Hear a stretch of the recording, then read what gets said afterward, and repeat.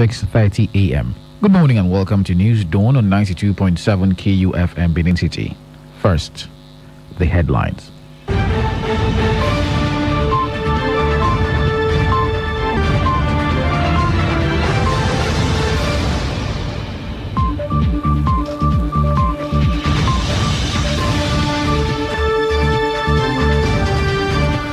Federal government imposes new COVID-19 restrictions, shuts down nightclubs and others. National Assembly passes 2021 budget. Abducted Edo State head of service regains freedom. And on business, Nigerian stock market advances with 334 billion naira gains. And in sport, Chelsea label past West Ham to go fifth on the EPL table. Details of these and more after this break. I am Charles Oporum.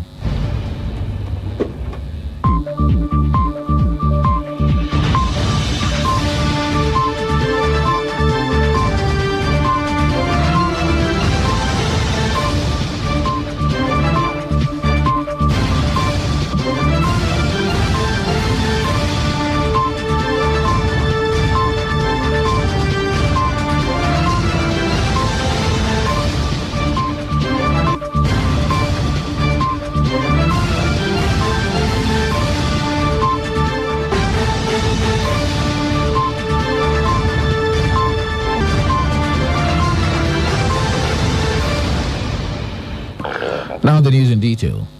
The federal government has imposed new restrictions amid the rising cases of coronavirus in various parts of the country.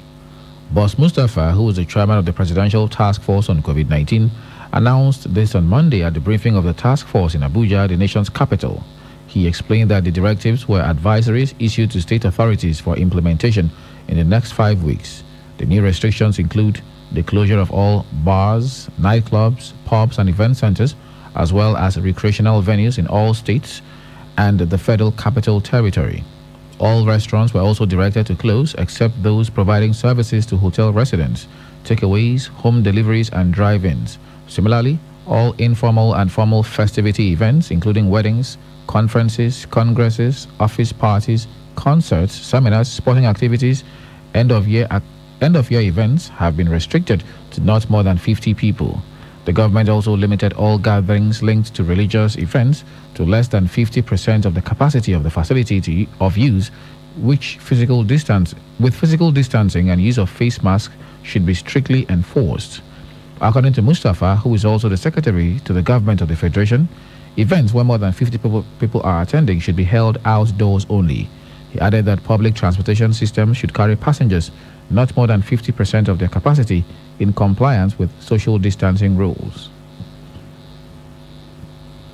The federal government has extended the deadline issued to all telecommunications operators in the country to block all SIMs without NIN numbers. This follows a meeting of the National Task Force on NIN and SIM registration, which held on Monday in Abuja, the Federal Capital Territory. The extension deadline issued to all telecommunications operators form part of the resolutions adopted at the meeting chaired by the Minister of Communications and Digital Economy, Dr. Issa Pantami. Based on the endorsement of the federal government, the meeting approved 3 weeks extension for subscribers with NIN from December 30th, 2020 to January 19th, 2021. It also agreed that registration for subscribers without NIN should be extended by 6 weeks from December 30th, 2020 to February 9th, 2021. The Executive Vice Chairman of Nigeria Communications Commission, Professor Umar Danbata, and the Director General of the National Identity Management Commission, NIMSI, Aliyu Aziz, confirmed the extension of the deadline in a statement released at the end of the meeting.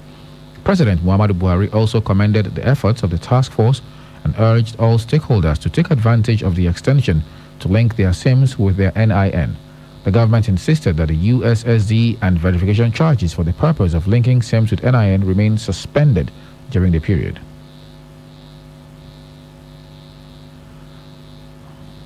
The National Assembly has passed the 2021 budget, raising the proposed estimate of 13.82 trillion naira to 13.588 trillion naira. This is an increase of 505 billion naira from the proposed figures presented by the executive.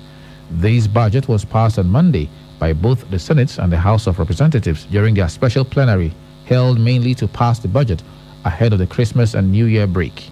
The lawmakers are sticking to the $40 per barrel benchmark price of crude, but asked President Muhammadu Buhari to send a supplementary budget because of the increase in oil price in the international market, which is hovering between $47 to $50 per barrel. This supplementary budget is expected to fund critical areas in the country. President Buhari had submitted a 13.082 trillion naira budget to a joint session of the National Assembly on October 8, 2020. The Senate on Monday passed the sum of 453.2 billion naira as the budget of the Niger Delta Development Commission (NDDC) for the 2020 fiscal year. These followed the presentation of the report of the Senate Committee on Niger Delta Affairs by the Vice Chairman of the committee, Senator Amos Bulus, at plenary. The committee, in its recommendation, noted that the revenue profile of the Commission for year 2020 comprised of revenue brought forward of 12 billion naira, federal government contribution of 63.5 billion naira, oil companies' contribution, and Nigeria Liquefied Natural Gas Limited and others in a sum of 317.4 billion naira, ecological fund of 60 billion naira, and other internally realized income of 200 million naira. Bulus added that after due consideration, the committee recommended that the expenditure profile of the NDDC for year 2020 should include a personnel cost of 27.389 billion naira, overhead expenditure of 13.937 billion naira, internal capital expenditure of 2.793 billion naira, and development projects at a cost of 409.80 billion naira. The committee further recommended that the 2020 budget of the NDDC would elapse on 31st March 2021. The House of Representatives says it will take disciplinary measures against one of the lawmakers, Kingsley Chinda, who called for the impeachment of President Muhammadu Buhari. Chinda is a leader of the People's Democratic Party House of Representatives caucus and is representing Obiakpo Federal Constituency in Rivers State. The House Majority Leader Ado Dogowa, during plenary on Monday, said Chinda was not representing the position of the PDP caucus of the House, as he claims, and is acting alone. He also noted that the president's decision not to honor the House was due to the utterances of the lawmaker calling for his impeachment. Chinda, in a press release on December 7th, called on Nigerians, irrespective of political party, tribe, or religion, to compel their representatives to commence the impeachment process against the president. The House of Representatives has resolved to investigate the privatization plan by the federal government on national assets, especially as the already leased ones have failed to generate maximal revenue for the country. The move is sequel to a motion of urgent national importance moved by the Deputy Minority Leader, Toby Okechukwu. Okechukwu had earlier moved the motion on Thursday, but the House stepped it down to confirm if it would not clash with an existing probe into abandonment and sale of federal government assets. In the motion on Monday, Okechukwu noted that one of the most effective tools that the federal government could deploy to move the nation out of its present economic crisis is to plug revenue leakages and track its receipts.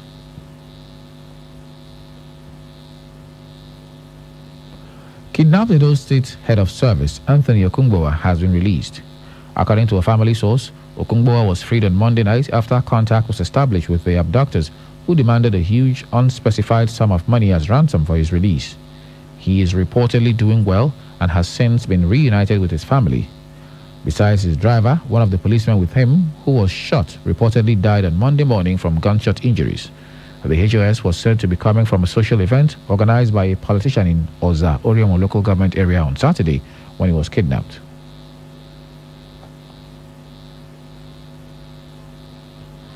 The Deputy Governor of Edo State, Comrade Philip Shaibu, has warned self-styled politicians to stop playing God, as such acts portend doom for them in future. He said such people should read the handwriting on the wall. He gave the warning on Monday at his residence in Benin City during his annual meeting with journalists and media executives. Comrade Shaibu said the September 19th governorship election in the state has showed that the era when politicians manipulated the people was gone forever. Speaking on the recent NSAS protest held nationwide, the former House of Representatives member said it was an eye-opener, noting that the people are tired with the domineering tendencies of some politicians. He advised such individuals to retrace their steps in light of the new reality, especially among the youths, that they are not leaders of tomorrow, but leaders of today, adding that such cliché should be done away with. Coming up in a moment, Rivers APC faction suspends Amechi and Ogbobula. Please stay with us. At split seconds, there is a lot happening around us, but we can't be everywhere all the time. We've got work, families, and chores to cater to, and most importantly, time to rest. And that's why having reliable partner like KUFM News is important. Sleeping?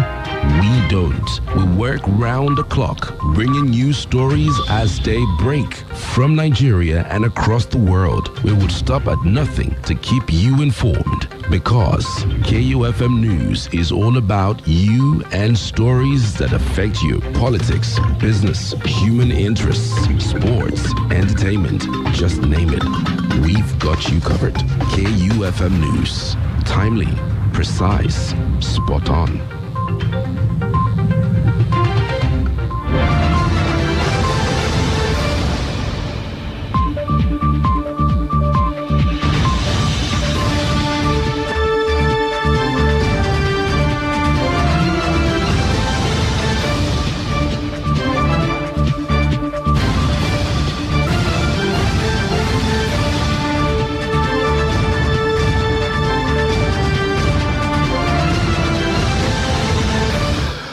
Welcome back.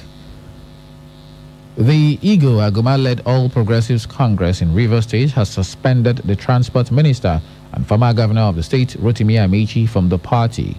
The development has worsened the crisis in the state APC as both camps strive to gain control of the APC ahead of the 2023 general elections. The Amechi's group of the party had at the weekend declared the suspensions of Senator Magnus Abe, Igo Aguma, Livingstone Weche, Wogu Bombs, and all caretaker committee leaders inaugurated by Aguma. Igo Aguma, in a statement signed by his media advisor, Livingstone Weche, also said the APC had written to the Rivers State Electoral Commission to declare its readiness to partake in the forthcoming local government election in the state. He said the decision to suspend Amechi from the party was taken at an extraordinary executive meeting presided over by Aguma in Port Harcourt, the state capital. Aguma said the meeting was well attended by the statutory executive members who participated physically and virtually to take major decisions affecting the party. The statement said the State Executive Caretaker Committee ratified the recommendation of the State Disciplinary Committee of the party, which looked into the decision of the ward and local government chapters to suspend Amechi, who hails from Ward 8, Ikwere local government area, for anti-party activities. The Kaduna State Command of the National Drug Law Enforcement Agency, NDLEA, has arrested 148 suspected drug peddlers and traffickers in different parts of the state. The agency also recovered hard drugs of different substances, including cannabis sativa and other psychotropic substances from the suspects during various raids conducted in some areas of the state within the last quarter of the year. Parading the suspects at his office on Monday, the acting state NDLEA commander, Uche Aike, says they were arrested in Zaria, Kaduna, and their environs. He disclosed that illicit substances of various types, including tramadol, codeine, diazepam, and many others, were seized from the drug traffickers, while the agency also secured 12 convictions during the year. He explained that the drugs were billed for Zaria, Kaduna, and the environs before they were intercepted by the agency. The NDLEA commander said the suspects will be charged to court in order to serve as a deterrent to other addicts and traffickers. The Federal High Court in Abuja on Monday ordered the Inspector General of Police, Mohammed Adamu, and the Nigeria Police Force to release a Facebook user, Mbarak Bala, who was arrested in Kaduna on February 28, 2020, for alleged blasphemous posts about Islam. The applicant was said to have been arrested by the respondents and detained at Babasawa Police Station, Kaduna State, on the instruction of the Kano State Police Command.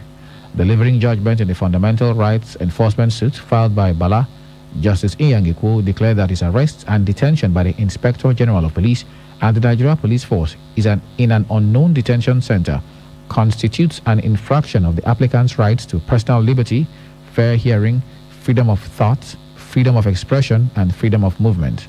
The judge therefore made an order directing the respondents to release the applicant from detention to his lawyers on bail forthwith.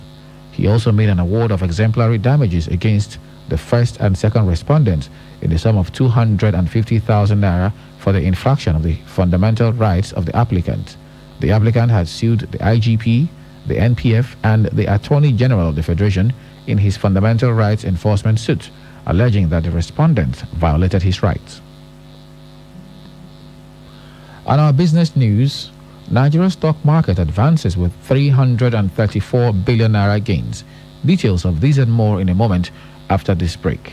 Stay with us, please. 1,000, 2,000, 3,000, 1 million, 2 million, 3 million, 600 billion, and the last kobo. Oh yes, we follow the money. It's all about the business and the business of business. The gains and the losses. The bulls and bears. The rise and falls. The risk and the satisfaction of seeing the last kobo rise to millions. On KUFM's Business News, the simple and complex jargons of business just make sense. Get the trending news on the morning market, forecast, investment opportunities, policy changes, and other breakout information on the ever-busy world of business. KU Business News, Monday to Friday on our news dawn, 6:30 to 7 a.m.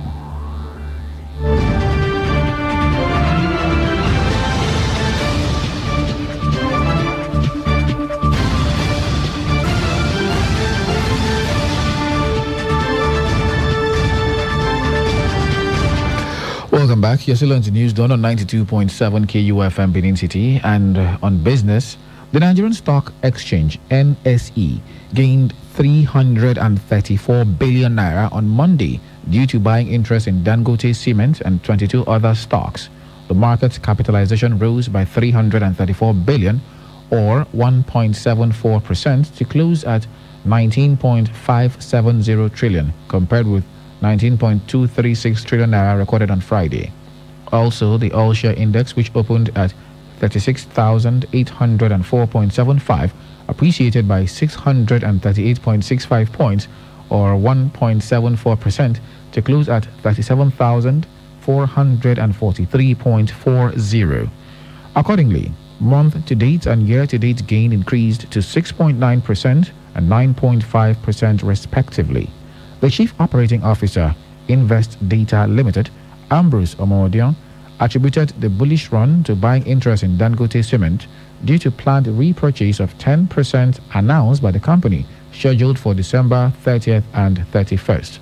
Omodion also said the rally impacted positively on the shares of Lafarge Africa and Owando stocks.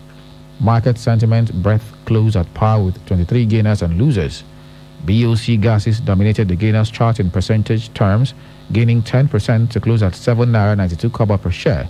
Dangote Cement followed with 9.98% to close at 230 naira 40 kobo, while Owando rose by 9.87% to close at 3.45 naira per share. Conversely, Eternal led the losers chart in percentage terms with 9.89% to close at 4 naira 10 kobo per share. And that's it on business. Over now to sports, where Tammy Abraham scored twice as Chelsea ended their recent mini slump by beating West Ham United at Stamford Bridge to move up to 5th in the Premier League. This and more on our sports desk with Sanofe Francis. Stay with us.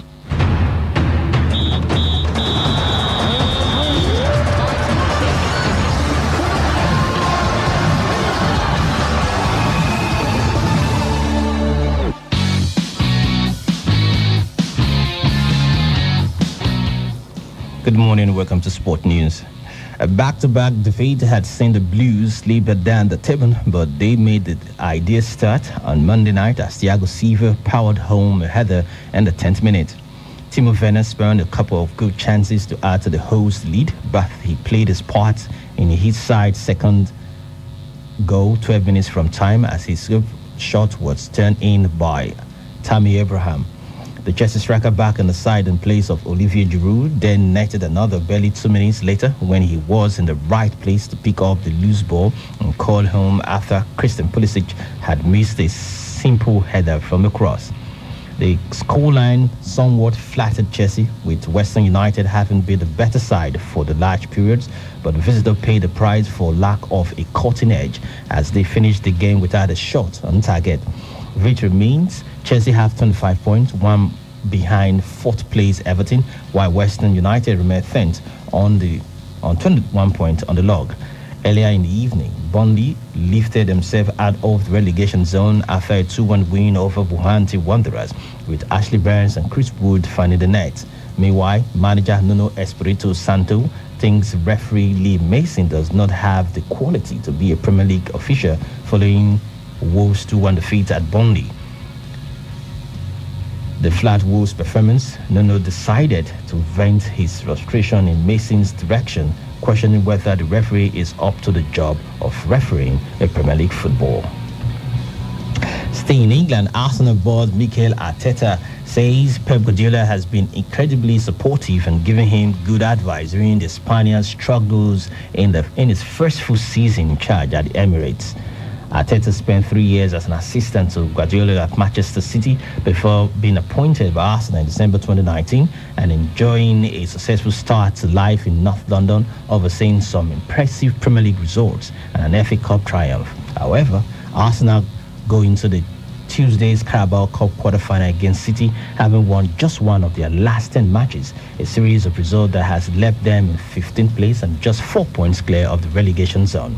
Despite confirming their relationship remains as strong as ever, Arteta said he is not expecting his compatriots to go easy on him as their side meet at the Emirates later tonight.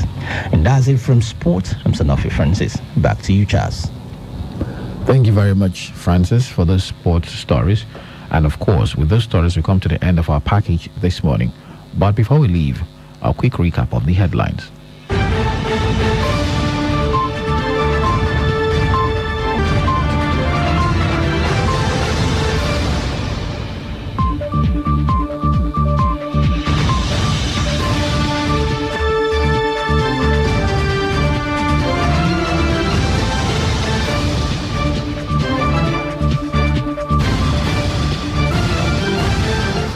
The federal government has imposed new COVID-19 restrictions, shut down nightclubs and other recreational centers. The National Assembly has passed the 2021 budget. Edo State Head of Service has been reunited with his family, just as another police officer has been shot dead. Do remember that the continued unity of Nigeria is a collective responsibility. Be sure to play your part. Do not forget, you can listen to us anywhere in the world by visiting our website at www.kufm.net,